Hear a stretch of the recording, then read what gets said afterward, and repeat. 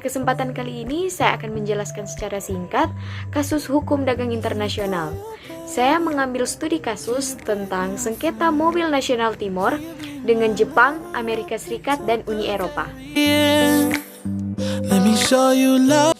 Pihak yang bersengketa pada kasus ini ialah Indonesia, Jepang, Amerika Serikat, dan Eropa selaku negara produsen mobil, dan salah satunya adalah PT Timor Putra Nasional selaku produsen mobil nasional bernama Timor.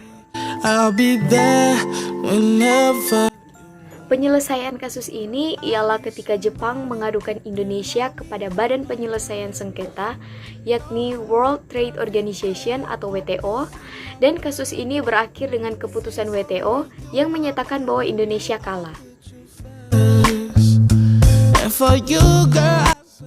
Di era 1990-an, pemerintah Indonesia memperkenalkan sebuah program intensif yang dikenal dengan Paket Kebijakan Otomotif 1993.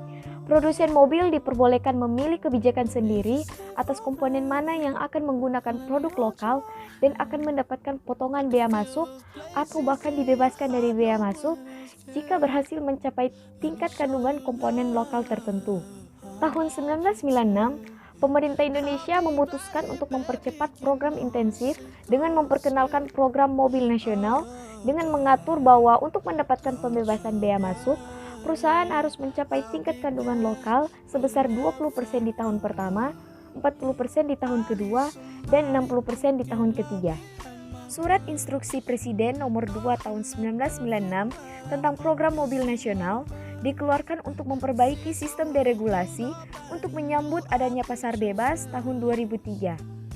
PT Timor Putra Nasional yang bermitra dengan Kia Motors dari Korea Selatan adalah perusahaan pertama yang mendapatkan pembebasan bea masuk barang mewah melalui program ini. PT TPN dipercaya untuk memproduksi mobil nasional yang bernama Timor. Timor adalah merek mobil yang dipasarkan di Indonesia yang merupakan versi sama dengan mobil dari Korea Selatan, yakni Kia Sepia. Mobil ini dimaksudkan sebagai mobil nasional Indonesia layaknya Proton di negara Malaysia. Oleh karenanya, mobil dengan merek Timor dibebaskan dari pajak-pajak dan bea lainnya yang biasa dikenakan pada mobil-mobil lain yang dijual di Indonesia. Lahirnya mobil Timor sebagai mobil nasional menimbulkan polemik dan akibat hukum yang sangat besar, khususnya di bidang ekonomi dunia.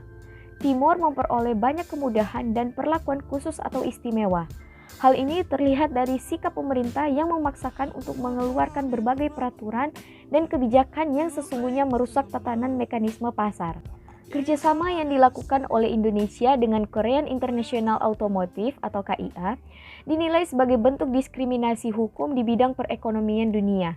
Salah satu negara pengekspor produk otomotif yaitu Jepang, kemudian melakukan pengaduan atau gugatan ke World Trade Organization atau WTO. Gugatan Jepang bermula dengan dikeluarkannya Inpres nomor 2 tahun 1996 yang menunjuk PT Timor Putra Nasional sebagai pionir yang memproduksi mobil nasional. Namun, karena belum dapat memproduksi di dalam negeri, maka keluarlah keputusan Presiden nomor 42 tahun 1996 tentang pembuatan mobil nasional yang memperbolehkan PT Timor Putra Nasional untuk mengimpor mobil nasional yang kemudian diberi merek Timor dalam bentuk jadi atau completely built up atau CBU dari Korea Selatan. Hak istimewa atas pajak dan bea terhadap PT Timor Putra Nasional diberikan dengan syarat menggunakan komponen lokal hingga 60% dalam 3 tahun sejak mobil nasional pertama dibuat. Namun, bila mana penggunaan komponen lokal yang ditentukan secara bertahap, yaitu 20% pada tahun pertama dan 60% pada tahun ketiga tidak terpenuhi, maka PT Timor Putra Nasional harus menanggung beban pajak, barang mewah, dan bea masuk barang impor.